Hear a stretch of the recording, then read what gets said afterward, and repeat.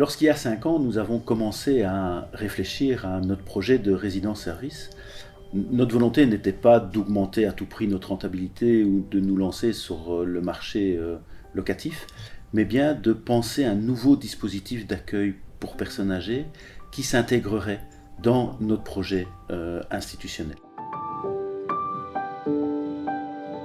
En effet, on s'était rendu compte au départ de notre activité de maison de repos que le dispositif maison de repos avec une population vieillissante ne répondait pas à toutes les demandes, qu'il y avait une frange de la population âgée grosso modo de 75 à 85 ans, encore bien au niveau de l'autonomie, mais qui souffrait de la solitude ou qui se retrouvait dans une maison trop grande, trop difficile à entretenir, mais qui était encore trop bien pour rentrer en maison de repos, eh bien, ne trouvaient pas de réponse à leurs besoins.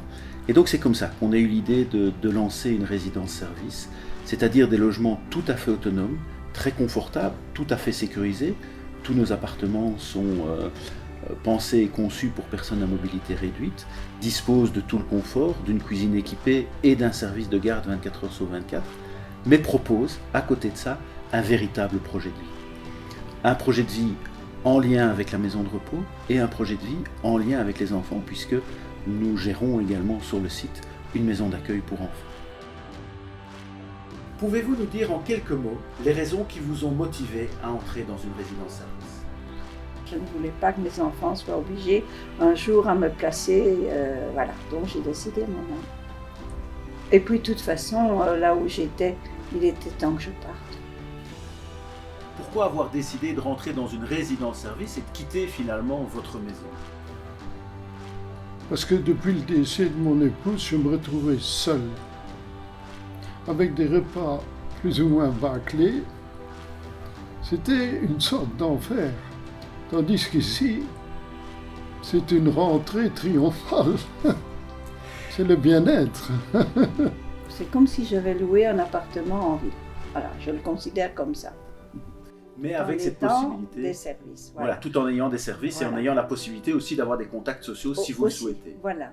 Très souvent, lorsque nous avions été visiter d'autres projets, on s'était rendu compte que les maisons de repos qui étaient attenantes à une résidence-service étaient un peu vues comme étant l'endroit où on ne voulait pas aller. Et nous, on voulait justement casser cet état de fait.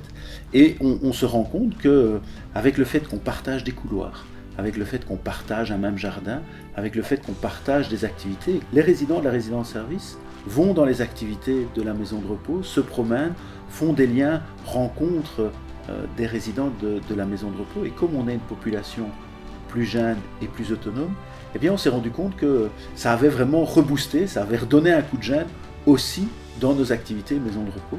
Et ça, on dit que c'est vraiment un pari gagnant parce que quand on voit effectivement qu'il y a vraiment une symbiose, qu'il y a vraiment effectivement une synergie qui s'est mise en place entre les différentes maisons. Est-ce qu'ici, vous avez l'occasion aussi d'avoir des relations avec les résidents de la maison de repos ?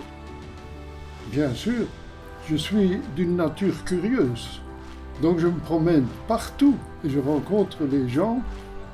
Et comme j'ai été privé de parole pendant plus ou moins 5 ans, eh bien maintenant, je vous assure, je suis comblé.